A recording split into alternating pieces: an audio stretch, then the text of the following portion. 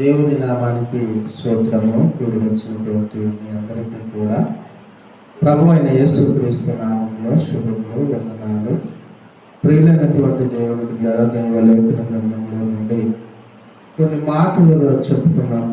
మాటను అనుసరించాలి. అందుకని 16వ వచనంలో మాట్లాడుతూ ఉన్నాడు. చదవండి, 2వ అధ్యాయం 16వ వచనాన్ని చదవండి. దేవుడు నా సువార్త ప్రకారమును యేసుక్రీస్తు ద్వారా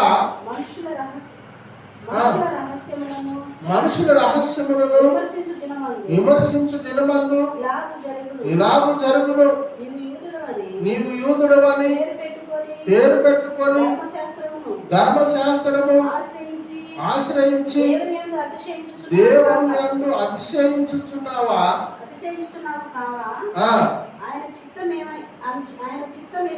ఆయన చిత్తము ఎరిగి ధర్మశాస్త్రమందు ఉపదేశము పొందిన వాడవై శ్రేష్టమైన వాటిని మెచ్చుకొనుచున్నావు. చాలు ప్రియులైనటువంటి దేవుని పిల్లారా, దేవుని యొక్క వాక్యము మాట్లాడుతూ ఉన్నది. దేవుని నమ్మినటువంటి ప్రజలను గురించి హెచ్చరికగా మాట్లాడుతూ ఉన్నది.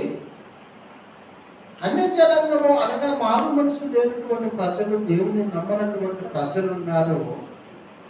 వారందరిని గురించి ప్రియులైనటువంటి దేవుని పిల్లల వాక్యము మాట్లాడటం లేదు. కానీ దేవుని నమ్మినటువంటి ప్రజలను గురించి మాట్లాడుతూ ఉన్నది. ఏమని మాట్లాడుతూ ఉన్నది అని అంటే, ధర్మశాస్త్రానుసారమైనటువంటి దేవుని చింతనను నెరవేర్చకపోతే యేసుక్రీస్తు ప్రభు దేవుడు అన్న సంగతిని గుర్తించి ప్రియులైనటువంటి దేవుని బిడ్డల లేఖన భాగాన్ని దేవుడు